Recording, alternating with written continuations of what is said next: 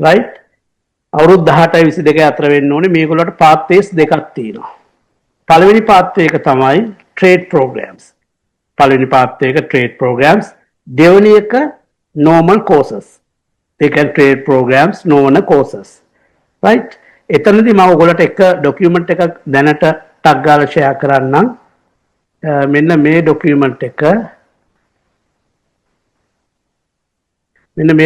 එක බලන්න මේකේ තියෙන courses ටික community service තියෙනවා automotive mechanical තියෙනවා hospitality තියෙනවා commercial cookery auto body මේ marketing english මේ ඔක්කොම තියෙනවා cyber security graphic design bricklaying sports හරි barbering මේ ගොඩක් courses මෙතන තියෙනවා right ඔයගොල්ලන්ට මම share කරලා තියෙන්නේ ඒ sharing එක ඔයගොල්ලන්ට පේනවා ඇති ගොඩක් courses ඔයගොල්ලන්ට තියෙනවා කරන්න පුළුවන් නේ hair dressing තියෙනවා right salon management එක තියෙනවා right basically මම නැවතත් එන්නම් මම කියාගෙන ගිය එකට මේකේ pathways දෙකක් තියෙනවා පළවෙනි path එක තමයි trade programs path එක ඒ කියන්නේ කිසියම් ළමයෙකුට අවශ්‍ය නම් trader කෙනෙක් වෙන්න ඕස්ට්‍රේලියාවේ එයාට PR එක දක්වා යන්න පුළුවන් එයා පළවෙනි අවුරුදු දෙකේ ඒ trade program එක ඉගෙන ගන්නවා පළවෙනි අවුරුදු දෙකේ ඉගෙන ගන්නවා ඊට පස්සේ එයාට ලැබෙනවා පළවෙනි අවුරුදු දෙකෙන් පස්සේ එයාට හම් වෙනවා 485 working visa එක ඒකේ මාස 18ක් ලැබෙනවා. ඒ මාස 18න් මාස 12ක් වැඩ කරලා පැය 1725ක් වැඩ කරලා එයා positive skill assessment එකක් ගන්නවා.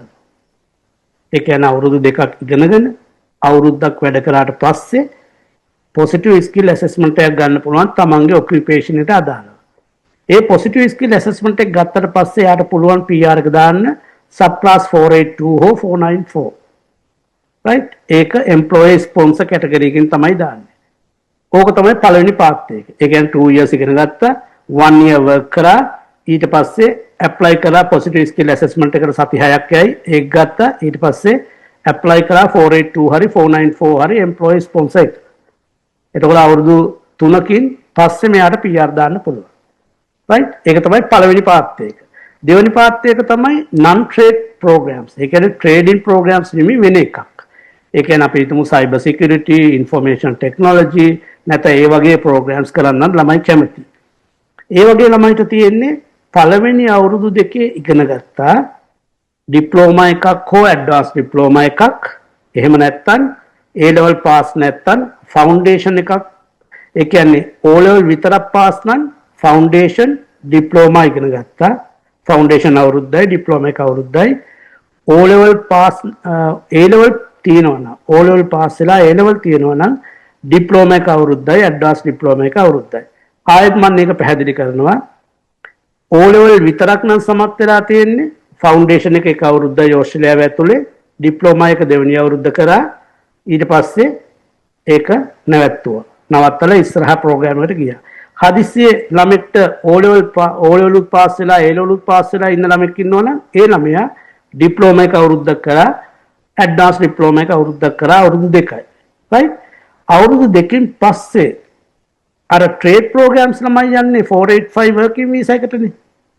right කලින් මම කිව්වේ 485 working visa එක ගිහිල්ලා අවුරුද්දක් වැඩ කරලා PR එක apply කරනවා මේ ළමයිට එහෙම බෑ මේ ළමයිට අවුරුදු දෙකකින් පස්සේ degree එකේ second year එකට එනවා degree එකේ second year degree එකේ third year ඊට පස්සේ තමයි ඒ ළමයිට PR මේ 485 visa එක ලැබෙන්නේ.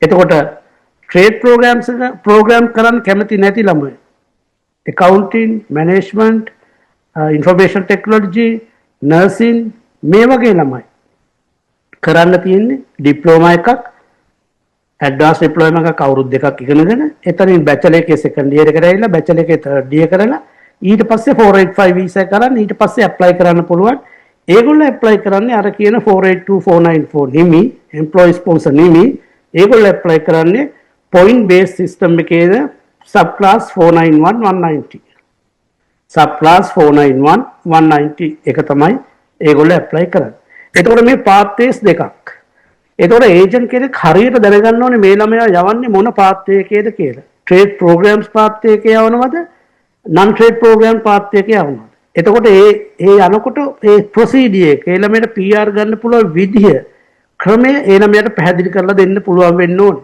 මම හිතන්නේ අනිත් ආයතන වලට ගිහිල්ලා බලන්න ඒ ආයතන මේ දේ අපි මේ කියනවා වගේ කියන්නේ නැහැ. රයිට්? ඒක තමයි පළවෙනි කාරණය. දෙවෙනි කාරණය.